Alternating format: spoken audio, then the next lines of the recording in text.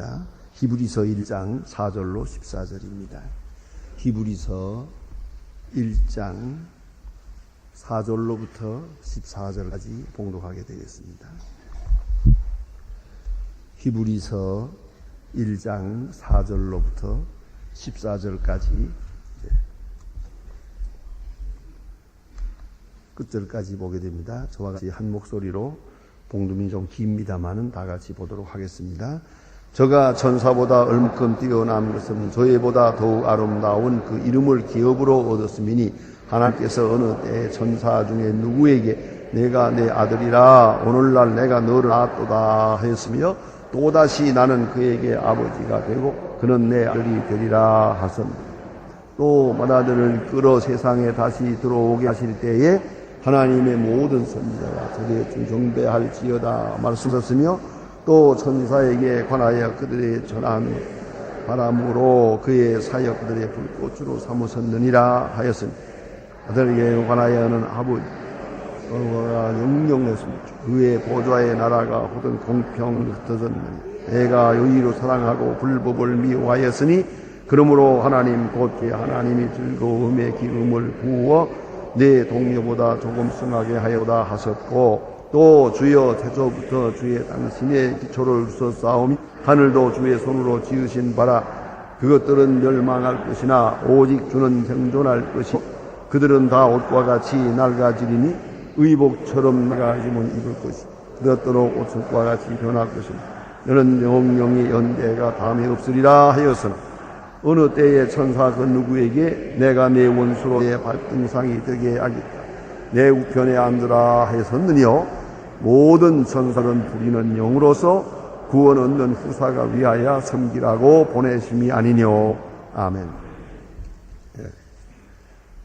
지난 시간에 말씀드린 바와 같이 히브리서는 아주 대단히 깊은 신학적 의미가 있는 그런 말씀들입니다. 그래서 기독론을 생각할 때 그래서 마가복음에 의해서 예수님을 이해해야겠다 그 생각들이 많이 있었는데 그런 한때 그런 큰 신학적인 흐름이 있었습니다. 또 그 다음에는 요한복음에 의해서 이해하는 것이 가장 예수를 바로 이해하는 것이겠다. 그래서 요한복음이 기독론의 가장 큰 교본이 되겠다 생각을 했습니다만은 요새 와서는 그렇지 않고요. 아마도 예수 그리스도를 가장 바르게 이해할 수 있는 길은 히브리서를 보아야겠다. 여러 곳에 예수님의 모습이 나타났지만은 히브리서에 적어된 기독론이 가장 온전한 것일 것이다. 그래서 많은 사람들이 히브리서를 깊이 연구하면서 예수 그리스도에 대해서 우리에게 증거해주고 있습니다. 여러분이 안다는 것을 우리가 한번 생각해 봅시다. 소위 인식론이라고 하는 건데 안다고 할 때에 먼저는 감각으로 압니다. 그래서 이걸 감각적 지식이라고 하고 다른 말로는 동물적 지식이라고 하겠습니다. 보아서 알고 들어서 알고 맛보아서 알고 만져서 알고 뭐 이런 거 말입니다. 우리의 오관을 통해서 감각을 통해서 이해한 지식 아주 소중하지만은 역시 이것은 좀 수준 낮은 겁니다. 그래서 동물적으로 동물들도 다 그렇게 뭐 좀 비급하지만은 그만큼은 알고 있으니까요. 자, 여러분 냄새 맡는 걸 말하면 우리가 개만큼 맡을 수 있습니까? 개가 사람의 400배 냄새를 맡는답니다. 400배. 그러니까 넌 워낙 코가 시원치 않습니다만은 전 그래서 좋은 냄새만 맡고 나쁜 냄새는 안 맡기로 결심했어요. 하지만은 그러나 여러분 사람이 아무리 냄새는 잘 맡아도 어찌 개 코에 비하겠습니까? 개는 아주 엄청 400배 이상의 그런 후각을 가지고 있다고 합니다. 그래서 여러분 비행기를 타고 다녀보시면 가끔 그죠? 이 짐 가지고 나올 때 커다란 개가 막 달려올 때가 있죠. 그거 좀 무서워요. 달려와서 그 개가 그 내 짐을 막 이렇게 냄새를 맡고 지나가는데 그 속에 마약이 있다면 그 속에 들어있는 것까지도 탁 냄새를 맡는다는 거 아닙니까? 그만큼, 자, 그러니까, 냄새 맡는 걸 보면 감히 우리가, 개만할 수가 없고, 또, 눈을 생각한다면, 우리가 어찌 독수리다 비하겠습니까? 독수리 참 높은데, 날아다니면 훌훌 날면서도 저 밑에 있는 조그마한 그 병아리 하나 기어가는 거 다 알고, 토끼 한 마리 지나가는 거 다 보고 그대로 쏜살같이 내려와서 채가지고 올라가지 않습니까? 얼마나 눈이 밝습니까? 그러니까 우리가 아무리 눈이 밝아왔댔자 어찌 독수리만 하겠어요? 매 같은 짐승만 할 수가 없죠. 그러나 어쨌든 우리는 눈으로 보고 손으로 만지고 귀로 듣고 이런 감각을 통해서 동적 지식을 터득합니다. 그러나 역시 인간이 이에 인간적 지식이 있습니다. 이것이 바로 철학적 지식입니다. 이성을 통해서 얻어지는 겁니다. 이것은 비판하고 추리하고 분석하고 종합하고 그러니까 생각해서 얻어지는 지식이죠. 생각해서 얻어지는 지식이에요. 그래서 마치 여기 지금 이렇게 사각형의 여기 판이 있습니다만은 이쪽이가 직각이면 나는 이쪽을 못 봐서도 저쪽에 직각이 있다고 압니다. 그것이 바로 추리적 능력입니다. 그러니까 우리는 여기를 보면서 저기를 알 수 있습니다. 보지 못한 것도 알 수 있습니다. 그런 우리가 이성적 기능을 가졌어요. 이 바로 철학적 지식이겠습니다. 그러나 한 단 더 나가면 이제는 신앙적 지식이 있습니다. 이것은 체험을 통해서 알지만은 믿음으로 아는 겁니다. 믿지 않는 순간 이 지식은 다 무효가 됩니다. 특별히 사랑이 그렇습니다. 여러분 사랑을 믿지 않으면 아무 지식도 성립되질 않습니다. 또 진실은 믿지 않으면 아무 소용없습니다. 아무리 많은 책을 여러분이 읽더라도 의심 많은 사람은 그 책 읽으라 마나합니다. 안 그럽니까? 그런 거로 믿음으로 체험으로 좀 더 나아가서는 영적으로 알게 됩니다. 이런 지식이 있어요. 그래서 이런 지식 우리가 여러 가지로 말할 때 연역적이냐 귀납적이냐 하는 이런 말도 하게 됩니다. 이제 한 가지 우리가 알아야 할 것은 인격을 아는 데 있어서는 이 물질을 아는 것과 다릅니다. 인격, 여기 사람이 있다고 합시다. 이 사람을 알려고 할 때 우리는 어떻게 아느냐는 것이에요. 부득불 우리는 그가 무엇을 하는 사람이냐에 따라서 알고요. 또 하나는 누구냐 하는 데 따라서 압니다. 그래서 흔히 말하기를 누구의 아들, 그러면 그렇겠다. 여기까지 아는 거죠. 예? 그런가 하면 그와는 상관이 없어요. 이 사람이 뭘 하는 사람이며 내게 무엇을 해주었느냐, 실질적으로 내게 무엇을 주었느냐, 나와의 관계가 어떻게 맺어졌느냐, 그에 따라서 이 사람을 아는 것입니다. 그래서 보세요. 좀 인격이 낮은 사람은요, 항상 자기를 중심해서 그리고 경험되는 사건을 통해서만 압니다. 그 사람이 아무리 훌륭하다 하다 알 바가 아니에요. 나를 위해서 뭘 해줬나요?만 생각하는 거예요. 내게 무엇을 주었는가? 그것을 통해서 그 사람을 알려고 해요. 이게 바로 위험한 것입니다. 이렇게 될 때 흑백놀이에 빠지기가 쉽습니다. 여러분, 나와의 관계는 나빠도 그 사람 좋은 사람일 수 있어요. 그걸 잊지 말아야죠. 예? 내겐 손해를 입혀서요. 그래도 그 사람은 좋은 사람이에요. 이걸 인정을 해야 되는데, 나에게 기준이 될 때는, 내 경험의 기준이 될 때는 영영 아무것도 인정하지 않으려고 그래요. 이래 되면 그의 지식은 무너지고 맙니다. 자, 그래서 여기 한 인격이 있을 때 그의 오리지널리티, 그 참 본래가 누구냐 하는 것에서부터 아는 길이 있고, 하나는 무엇을 행했느냐 함에 따라서 아는 길이 있어요.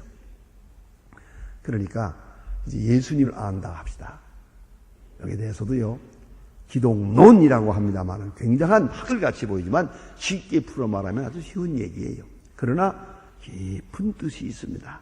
먼저는 예수님의 생애를 통해서 예수를 아는 길이 있어요. 예수님이 병 고쳤고, 예수님이 말씀하셨고, 예수님이 바다를 고요하게 하셨고, 예수님이 십자가를 졌고, 이렇지 않습니까?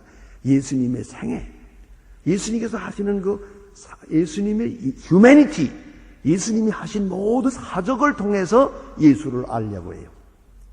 그런 사울이 있어요.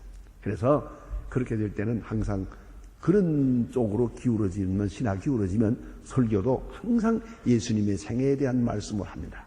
예수님처럼 불쌍히 여기고, 예수님처럼 봉사해야 되고, 예수님처럼 헌신해야 되고, 이렇게 말하게 됩니다.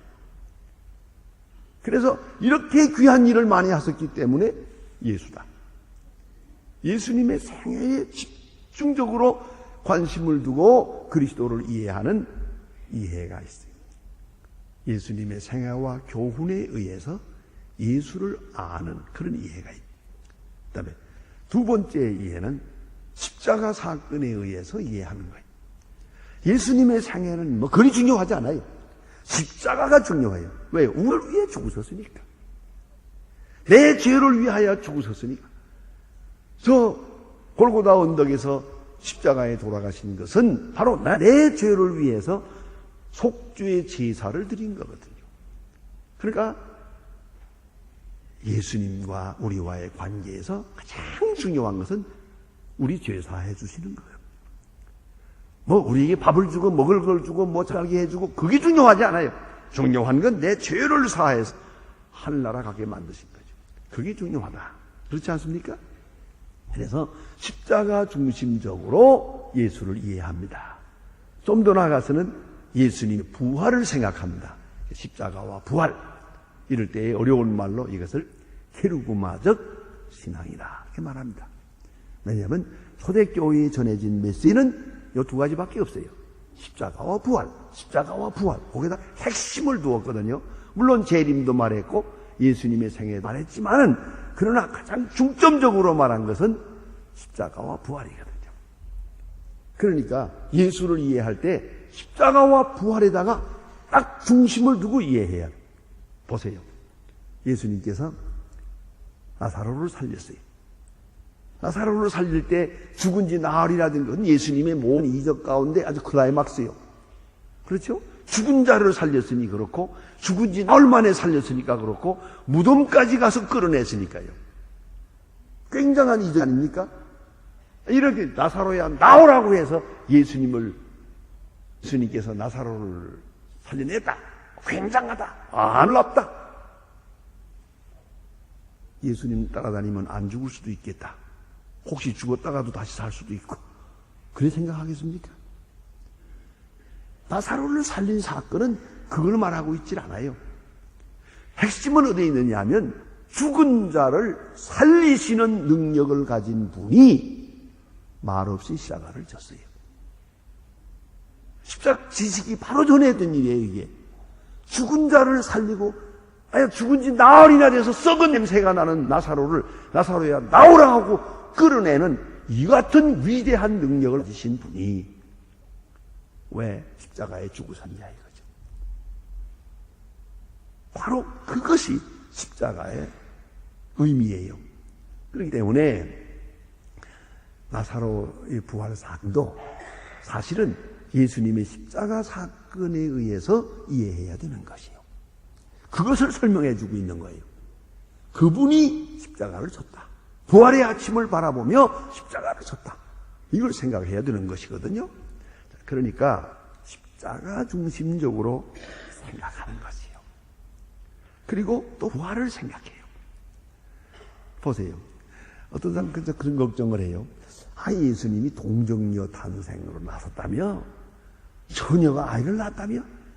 말도 안 되지 그거. 그런 생각하는 분들이 있어요. 이에 대한 대답 중에 하나가 있습니다. 그건 칼바르티의 대답입니다. 신학자의 대답입니다. 예수님은 부활하셨습니다. 죽었다가 사흘 만에 부활하셨어요. 그는 하나님의 아들이십니다. 그래, 죽었다 부활하시는 그 메시아가 오시는 과정에서 하나님의 아들 된 상징으로 처녀의 몸에서 왔는데 뭐 그렇게 못 믿겠다고 하노? 안 그렇습니까? 죽었다가 사흘 만에 부활하신 그분이에요. 그 하나님의 아들이 세상에 오시는 과정에 우리 보통 사람과 같은 방법으로 꼭 와야만 되겠습니까? 그래서 공정녀의 몸에 오셨다 하면 그러셔야죠 하고 이해할 것이지. 그걸 놓고서 생리학적으로 가능하냐 불가능하냐 말도 안 된다. 이게 무슨 쓸데없는 소리냐 이거예요. 부활을 믿는 판에 안 그렇습니까? 이게 바로 게르구마적 신앙이에요. 그러니까 동정녀 다행이고 뭐 무리로 걸어갔다든가 뭐 5,000명을 먹였다든가 하나도 문제될 게 없어요. 부활을 믿으니까. 부활의 능력을 믿으니까. 뭐 나머지 문제는 다 편안하게 쉽게 이해가 되는 것이에요. 그게 바로 신앙적이면서 동시에 철학적 이해죠. 문제가 될 게 없어요. 그게 바로 제 생각에는 충만함이라고 생각합니다. 자, 그리고 이런 이해가 있는가 하면 또 하나는 세 번째 이해는 오리지널리티, 오진에서부터 이해하는 거예요. 예수가 누구냐? 그럼 본래 누구였느냐? 본래가 누구냐? 그게 더 중요하죠. 오늘 우리가 사람 만날 때 누구의 아들이냐? 그 생각하잖아요. 또 하나는 어느 학교를 나왔나? 뭐 이런 거. 이거 자꾸 물어보잖아요. 그 과거를 물어보려고 그래요. 그 할아버지가 누구래? 뭐 이런 거. 있잖아요. 그리고 나서 그 할아버지의 그 손자구나. 이렇게 이해하게 되거든요. 그 본래성을 알고 보면 오늘의 이 사건은 쉽게 이해가 될 수 있어요. 그렇지 않습니까? 그게 이해가 된단 말이에요. 근원에서부터 이해하는 것이죠. 좀 미안합니다만은 이런 경우가 있죠. 어머니가 그 아들을 사랑한다. 그 자식을 사랑한다고 합시다. 오늘 봐서는 뭐 돈도 잘 안 주고 용돈도 안 주고 잔소리가 많고 그래서 어째 사랑하는 것 같지 않아요. 그러나 사랑해요. 왜? 그 어머니가 많이 고생하면서 그 아이를 낳았거든요. 그걸 알고 있거든요. 죽을 뻔하고 낳았거든요. 생명과 맞바꾸면서 이렇게 낳았거든요. 그걸 알고 나면은 오늘 이 시간에 좀 마음에 안 들어도 이 어머니가 나를 사랑하지 않을 이치가 없다. 안 그렇습니까? 사랑하지 않을 수가 없어요. 이제 사도 바울의 고백을 들어볼까요? 아들을 아끼지 아니하시고 우리를 위하여 내어주시니가 어찌 아들과 함께 모든 것을 은사로 주지 아니하시겠느냐? 그렇지 않습니까? 아들을 주시는 분이 왜 안 주시겠어요? 그와 같이 예수 그리스도를 알 때에 예수 그리스도의 현재를 생각하는 게 아니에요. 그 본래를 생각해요. 본래. 내가 누구냐는 거죠. 그 본래를 알고 현재를 보아야 은혜가 되는 것이요. 그래야 바른 이해를 할 수가 있어요. 그런 경우가 있답니다. 제가 좀 미안한 얘기지만 우리가 목사님들이 신방을 하시잖아요. 우리 교인들 가운데도 목사님이 신방을 오실 때 저 바쁜 분이요 하시는 일이 많고 이런데 도저히 오실 수 없는 분인데 여기 오셨다. 그게 얼마나 은혜가 돼요. 그러나 어떤 분은 왜 안 오시나? 당연히 와야지. 목사님이 왜 안 오시나? 이렇게 되면 영영 은혜가 안 되는 거예요. 그걸 알아야 해요. 그와 같이 본래가 누구냐 하는 것이에요. 하나님이세요. 하나님이 육신을 입어서 오셨어요. 그 본래가 누구냐 하는 것을 알고 오늘을 생각하면 얼마나 감격한지 말 수가 없어요. 어찌 하나님이 오실 때 사람의 몸으로 오시고 사람의 몸을 입을 때 어떻게 말구유에 오시고 어떻게 그렇게 비참하게 오셨나? 말씀이 육신이 되어 우리 가운데 거하시다. 그가 말씀이라는 걸 알고 보면 베들레헴 사건부터 큰 은혜가 되는 것이죠. 안 그렇습니까? 그러니까 그 본래를 알아야 돼요. 그것이 기독론 이해에 있어서 아주 중요한 부분입니다. 그래서 다시 한번 그 본문은 이제 그걸 말하고 있는데요. 그래서 히브리서에 나타난 것은 예수님의 생애를 통해서 말하려는 것이 아니고 예수님의 이적과 사적을 통해서 말하려는 것도 아니에요. 그는 하나님의 아들이시다. 거기서부터 예수를 이해하려는 것이 이게 바로 히브리서 기독론이에요. 자, 이게 한번 비교해 보십시다. 요한복음 1장 1절에 보면 태초에 말씀이 계시니라.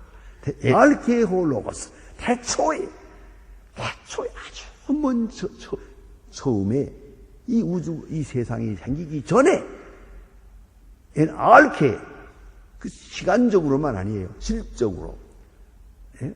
원초적으로 맨 처음에 말씀이 계셨다. 이것부터 생각해요. 그 말씀이 육신을 입고 우리 가운데 오셨다. 굉장한 일이죠. 예? 아기 예수를 앞에 놓고도 굉장한 일이죠. 말씀이 육신을 입어 우리 가운데 오셨으니까 그 말씀으로부터 오늘의 예수 그리스도를 이해해야 된다. 이 요한복음이요. 그런가 하면 마가복음은 다 예수 그리스도의 복음의 시작이니라 해놓고 예수님께서 갈릴리에서 병 고치고 무슨 일이라 이렇게 됐다고요. 예수님의 행적을 기록하고 있어요. 마태복음도 아브라함과 다윗의 자손 예수 그리스도의 세계라 해놓고 아브라함이 이삭을 낳고 이삭이 야곱을 낳고 야곱이 요셉 이렇게 나온다고요. 이게 뭡니까? 이것은 이 땅에서 예수님이 어떻게 시작했는가를 말해주는 거예요. 누가복음에도 우리 중에 이루어진 사실에 대하여 처음부터 자세히 아는 자가 기록한다. 예수님의 행적을 기록하고 있어요. 그러니까 이 복음을 비교해 볼 때 오직 요한복음만 쭉 올라가서 엔아케 태초에 말씀이 계시니라 라고 말합니다. 그런 거로 오늘 히브리서는 이렇게 이해해야 됩니다. 헬라식 표현으로서는 태초에 그분은 계셨다. 태초부터 계신 분이다 라고 요한복음은 말하는데 로고스로 계셨다, 말씀으로 계셨다 라고 말하는데 히브리서는 태초부터 하나님의 아들로 계셨다. 하나님의 아들이라는 말로 표현합니다. 철학적 용어를 빌리지 않고 가정적 용어를 빌렸습니다. 아주 이게 특별한 겁니다. 이 동양적이라는 겁니다. 예? 자, 헬라 철학자들은 알케가 뭐냐, 오리진이 뭐냐, 말하는 그 근본이 뭐냐, 이런 말이죠. 그 아주 어려운 추상적인 용어를 많이 써요. 그러나 히브리 사람들은 언제나 역사적이고 사실적이에요. 그래서 가정적 용어를 씁니다. 하나님, 복잡하게 하나님은 전능하시다, 하나님은 생명의 근원이시다, 하나님은 우리를 보호하신다, 하나님은 우리의 모든 걸 공급하신다. 복잡하게 말하지 않아요. 간단하게 말해요. 하나님 우리 아버지. 그래요. 난 그 말이 너무 좋아요. 아버지라는 말 속에 다 포함되어 있어요. 그가 창조주요, 그가 부유하는 자요, 그가 지키는 자요, 사랑하는 자요, 뭐라고 그 많은 이야기가 아버지라는 말 속에 다 들었어요. 아버지. 그렇지 않습니까? 그래서 여러분 주기도문을 보세요. 주기도문에 하나님이라는 말이 있어요, 없어요? 어디 한번 대답해 보세요. 큰 소리로. 있어요, 없어요? 그 보세요. 이 한쪽에 있대요. 한쪽에 없다. 다 외워보기 전에 모르죠. 하늘에 계신 우리 아버지. 끝. 돼요. 하나님이라는 말이 없어요. 예수님이 우리에게 가르쳐 주신 말씀 역시 히브리적이에요. 하나님 우리 아버지. 또 탕자 비유를 통해서 탕자의 아버지, 기다리는 아버지, 탕자를 영접해 주시고 잔치하는 아버지, 기뻐하는 아버지, 이게 말했잖아요. 너무 좋은 거야. 아버지 하나님. 긴 설명이 필요 없어요. 긴 신학적 이론도 필요가 없어요. 하나님 아버지. 그러면 하나님께 대한 고백은 다 된 거예요. 이 히브리적인 거예요. 그리고 아버지를 생각할 때마다 계속적으로 아버지를 배워가며 하나님도 같이 배우는 거예요. 그걸 알아야 됩니다. 그래서 아버지 개념이 나쁜 사람은 하나님 개념도 조금 나빠요. 아시겠어요? 아버지가 사랑스러운 아버지, 언제나 보면 좋아. 볼 때마다 존경스럽고 믿음스럽고 안심스럽고 그저 아버지 얼굴만 보면 좋아. 이렇게 살던 사람은 기도할 때도 하나님 아버지 좋다 이렇게 생각하거든요.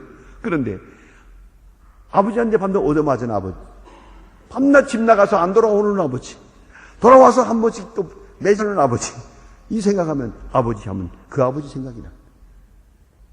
영 망갔어요 이게. 그래서 루터의 테이블 토킹이 아주 재미있는 말이 있어요.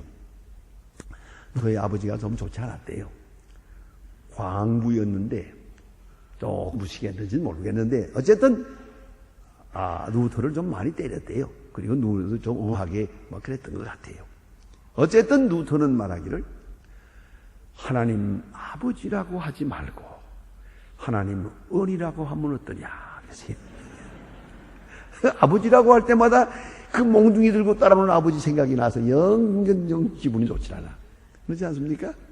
자, 그러면 히브리적 표현으로서는 가정적 용어를 빌립니다. 이걸 상징적으로 그 용어를 빌려서 말씀합니다. 하나님 아버지. 그렇다면 예수는 누구냐? 하나님의 아들. 아들이란 말로 표현하고 있어요. 하나님의 아들. 하나님의 아들 할 때 두 가지 뜻이 있음을 여러분이 아셔야 됩니다. 엄청난 뜻 두 가지가 있어요. 하나는 하나님이라는 뜻이에요. 아들인가 하나님과 같아요. 그런 뜻이고요. 동시에 우리 모든 하나님의 자녀를 대표하는 뜻이 있어요. 그 아버지예요. 아들이에요. 아들. 그래서 오늘 성경 말씀에 보면 하나님의 아들이라고 아주 똑바로지게 말하고 있어요. 하나님의 아들. 자, 그래서 오늘 히브리서에서는 이 문제를 가르치고 우리에게 거쳐주고 있습니다. 예? 그런데 하나님의 아들 하고서는 그 다음에理論적으로 분석적으로 자세하게 말하는데요. 하나님의 아들 되심이란 뭐냐? 물론 인간보다 높죠. 아니죠. 그런데 천사보다 높다. 이것이 오늘 본문에 나타난 내용이에요. 천사보다 뛰어나다.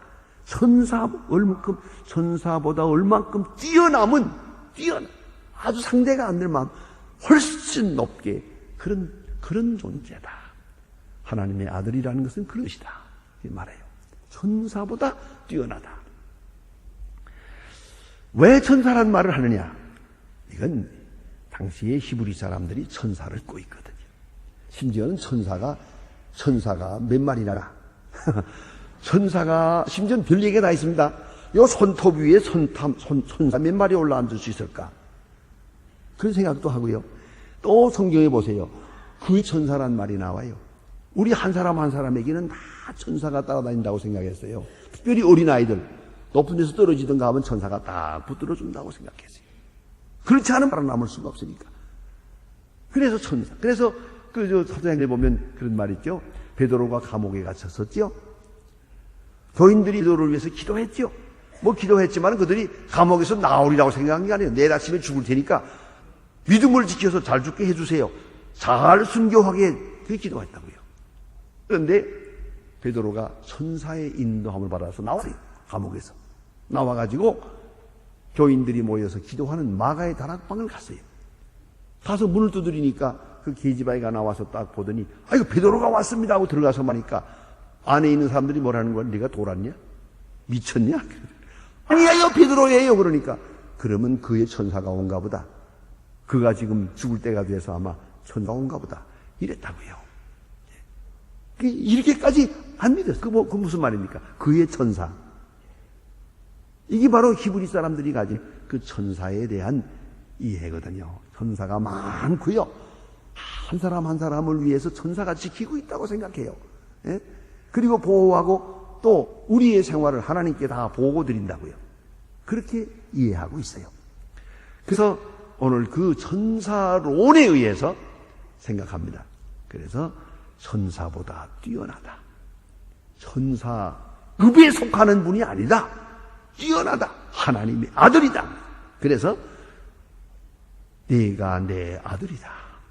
라고 성경에 기록. 성경만 시편 2편 7절 오늘 인용합니다. 성경에 있는 이 증거하는 이야기들을 쭉 여기 낮은 글자로 쓴 거 전부 인용한 거예요. 인용하면서 예수는 천사보다 월등 높으신 분이다라는 것을 말합니다. 내가 오늘날 너를 낳았다는 말, 게겐네 카세를 과거분사를 썼는데 원래는 겟나오라고 하는 말입니다. 영어를 좀 쓰시면요, 영어에 낳는다는 말이 두 단어가 있어요. 하나는 비겟이라는 말이고 하나는 본이라는 말이 있어요. 비겟이라는 말은 남자가 아이를 낳는 것을 비겟이라고 해요.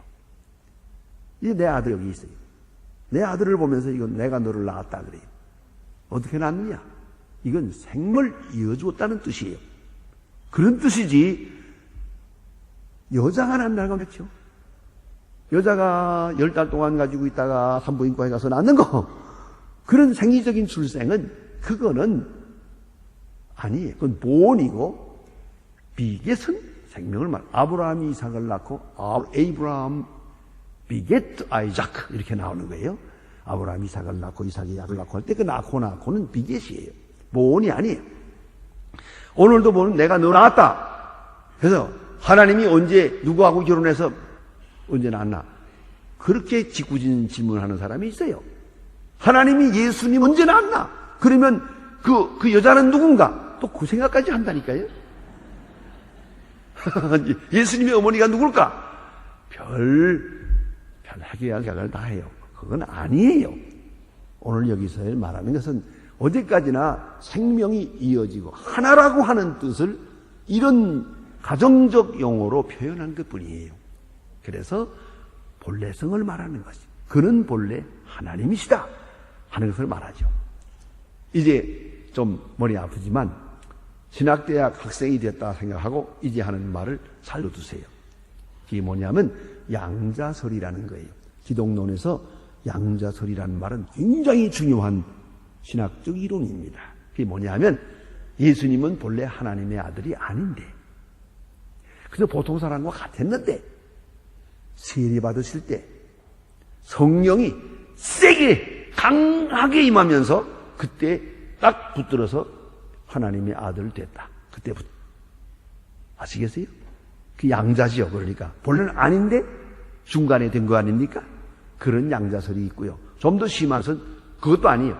예수님께서 병 고치고 뭐라고 다 하시고 끝까지 참으시고 십자가를 참으시고 십자가에 죽으실 때 부활하시면서 부활킬 때 네가 내 아들이다. 그때 가서 하나님의 아들로 지명됐다. 이게 양자설이에요. 지금 말하는 바로 이것을 주장하는 교리가 있어요. 이 바로 네스토리안이에요. 당나라의 중국에 와서 포교했고 몽골까지 갔어요. 이 동방의 많은 곳에 네스토리안 교파가 선교했던데 그만 다 이렇게 흩어지고 말았습니다만은 그분들이 왜 이렇게까지 왔느냐? 그 구라파에서는 이단 취급받았어요. 그건 이단이거든요. 양자설은 이단이에요. 그래서 죽이겠다고 하니까 도망해서 여기 와가지고 선교를 해서 이 중국과 몽골에, 심지어는 우리 한국에까지도 흔적이 있습니다. 네스토리안. 신라 불국사에 네스토리안 십자가가 있었어요. 그게 박물관에 있습니다, 지금. 그만큼 당나라에 우리 한국까지도 그런 영향이 있었어요. 그러면 이 경교라고 부르는데 네스토리안. 그 교리 중에 대표적인 교리가 양자설이에요. 그러니까 본래부터 하나님이 아니고 중간에 하나님의 아들로 인정되고 높임을 받고 지명되었다는 것이죠. 그것은 아니에요. 그러면 요한복음이 무너지죠. 태초에 말씀이 계시니라. 그게 아니잖아요. 그 성서적이 아니에요. 본래부터 하나님이시다. 그런 거로 오늘의 병 고친 일도 의미가 있는 것이고 계시적 의미가 있는 것이에요. 십자가도 물론이고요. 자, 그리고 오늘 여기 나타난 그런 거로 천사보다 높으신 것은 경배의 대상이기 때문이다. 경배하는 자가 아니고 천사는 경배하는 자예요. 하나님의 아들은 경배 받으시는 분이요. 천사는 예배하는 자예요. 하나님은 예배 받으시는 분이요. 그것을 강조하고 있습니다. 뿐만 아니라 오늘 8절에서는 그가 심판자임을 말해줍니다. 심판자예요. 천사는 사역자지만 예수님은 심판자가 됩니다. 칼빈의 기독교강의 제2권에서 말합니다. 그리스도는 영원한 주권자요, 통치자요, 심판자요, 모든 결정을 내리시는 분이다. 그리고 예수님께서 보면 내 죄 사했느니라 라고 말씀하십니다. 내 죄 사했느니라. 사죄권을 말할 때 바리새 교인들이 옆에 있다가 참남하도다. 하나님 외에 누가 죄 사할 수 있느냐 그러잖아요. 예수님께서 내가 죄 사할 수 있는 권세가 있음을 보여주리라. 그리고 네 상을 들고 일어나라 말씀하십니다. 사죄권은 하나님밖에 못해요. 하나님의 아들만이 할 수 있는 일이요. 여기서 예수님께서는 자기 자신이 하나님 되시고 하나님 아들 되심을 스스로 증거하신 거예요. 사권을 행사하셨지요.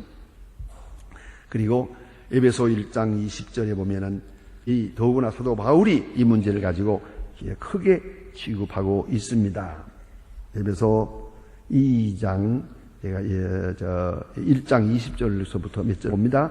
그 능력이 그리스도 안에서 역사하사 죽은 자들 가운데서 다시 살리시고 하늘에 오르사 오른편에 앉으사 모든 정사와 권세와 능력과 관자하는 자와 이 세상뿐 아니라 오는 세상에 일컫는 모든 이름 위에 뛰어나게 하시고 또 만물을 그 발 아래 복종하게 하시고 그 만물 위에 교회의 머리로 주셨습니다. 교회는 몸이니 만물 안에 만물을 충만케 하시는 자의 충만이니라.